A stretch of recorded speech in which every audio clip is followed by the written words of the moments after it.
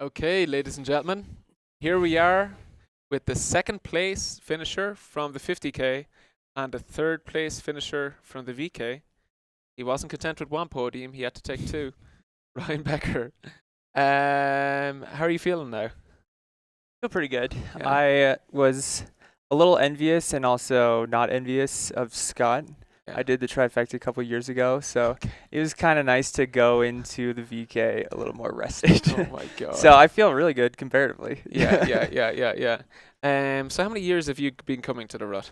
I think this is the fourth year. We missed last year, but yeah, this was one of the first like mountain races. Yeah. Definitely like a real mountain race Yeah. that I ever came to. But Yeah. yeah, this fourth year. What was your first year? What year?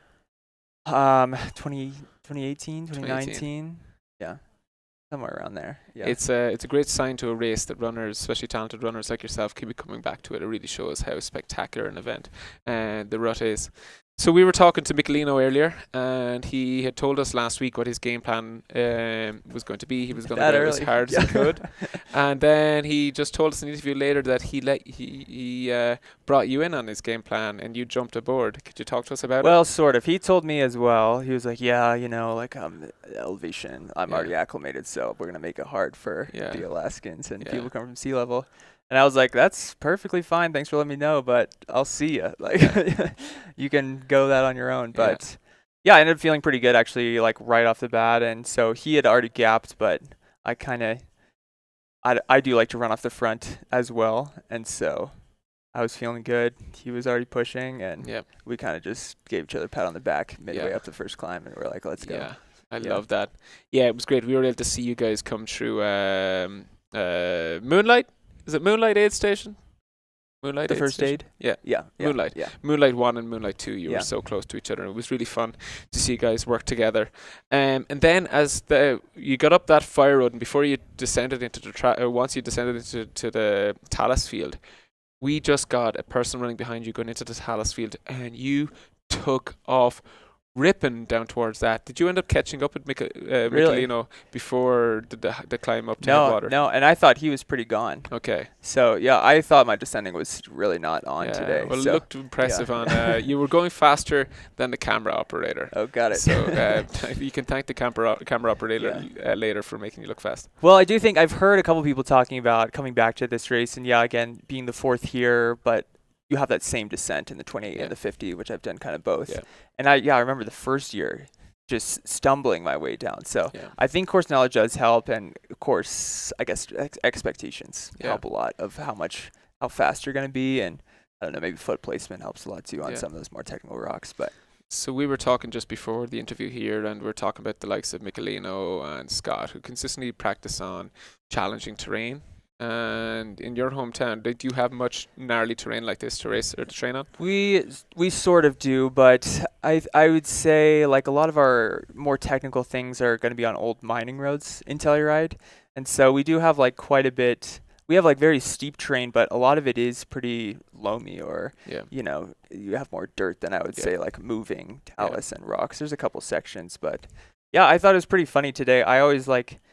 Maybe because I started this race as more of like a road running background, but watching Mike just like run away from me on the runnable parts, I was like, man, he is ripping today. Because I was like, oh yeah, I'll just close him down on the running parts, and that's where he was moving on me. So it was pretty funny to watch. Yeah. Did you see him again after headwaters? Were you able to see him up the ridge line? Yep, I kind of had been moving back and forth with him on different sections, and so I was definitely keeping tabs on him, and I think different people had told me different splits right before we started climbing up to Lone Peak, but I could definitely see him. And I didn't go back to verify, but it did look like he had gapped me pretty good going up, which, again, is always kind of funny because I think Lone Peak is often you're just kind of locked into positions and splits there. Mm-hmm. But yeah, I was anticipating losing quite a bit of time off the top, I think that's what happened. Were you cognizant of the guys behind you, of Scott? I did, Scott and Flo. I looked back at one point after you kind of run the runnable ridge before you really start going up.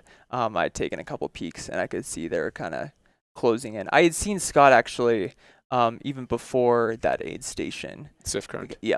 And before you do that, like climb up and then come down and then go back up to Swift Current, I had saw him. Kind of closing on me. So I was definitely aware of him, and then when I saw Flo as well coming up, I was like, oh man. I thought the entire descent, I was just waiting for them to just blow right by me. Yeah. But shockingly, that did not happen today. Yeah. I was pretty surprised. So as we were tracking you guys through after Lone Peak down to the next aid station before Andesite, you guys your times didn't come through at Sledhorn, so we were like really unawares about what was happening between Lone Peak and Andesite, and also we were unaware of the times you guys are running.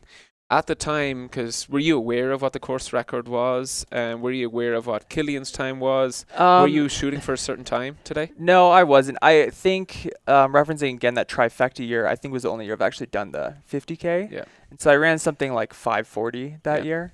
And so I was expecting to be maybe like 520, 515 today with fresher legs. Yeah.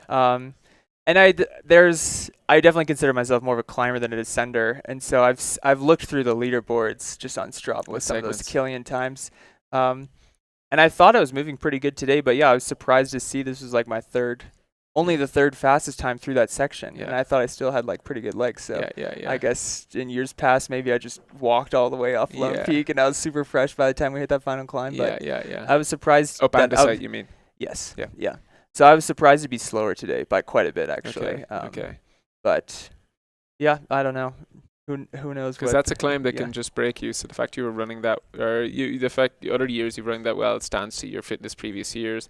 But you were able to hold on to a pretty good time, and you just moved into the third fastest time, just ahead of Killian Journey. Which that was also pretty funny because at the last aid, someone, I don't know if I misheard it or if they misspoke, but they were like, "You're about like 5 minutes, 7 minutes back on Mike, and you're like 30 minutes down on Killian's time." Down on And it. I was like, "Oh, thanks for telling me I'm like 30 minutes behind Killian." Like, I don't need this information. Because we would have been talking, and they probably heard us, and they might have just completely misunderstood. They might have said, you might have said 30 seconds. Yeah. That's what it sounds like after the fact. Yeah. But I was like, okay, that's great. Oh, because like I was 30 minutes slower than Killian. I was like, okay, perfect. I think you said you had you might have had 38 minutes to beat Killian's Got time. it. Okay. Which you descended in 37, so it's perfect.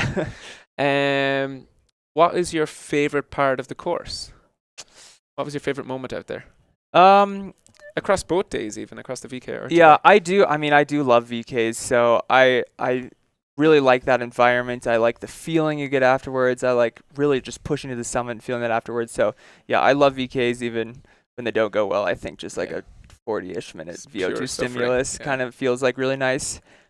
Today I've had kind of like a weird off and on summer of training, and so I didn't really know what to expect, how today was going to go.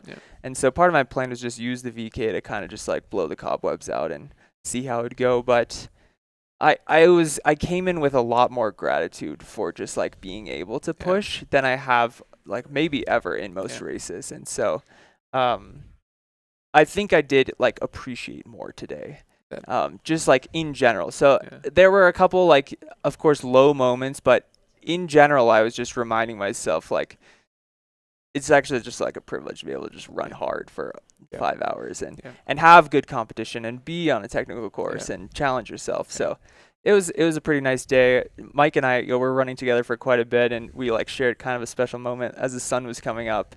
And I would say that's probably like the moment of the day for me. Yeah, it was a pretty amazing sunrise out. We're very fortunate to be able to run these mountains and participate in these events and as part of this great community. And you were saying that you were really appreciating every moment out there. On the live stream, that showed every time. At least you made the impression that you were enjoying yourself every time we saw you. You had a huge smile on your face. Okay, well. Sometimes it was a bit of a grimace in the smile, but you were positive out there, and we loved watching you racing. We're so impressed with your time today and with your performance and with your attitude and just everything about your involvement in this event. The Rut is super grateful to have you. Like the fact you keep coming back is a great stamp of approval for the Rut, and they're really excited you're part of the community. I think it is like the community. That's what brings people to be here. I mean, 4 years ago I really didn't know that many people, but now like you see your Gus, like Gus Gibbs is out there on course like giving you shit, and then you like your friends from Montana are out there, and I think that is what keeps people coming back. You know, it is the community. So Yeah, it's fun to be back. I And love it. I'm And happy to be back. Yeah. I think we can both be grateful that we're part of this community. Yeah. Yeah. Yeah. Nice job out Great. Thanks, Patty. there. Yeah. We'll chat to you soon. All right.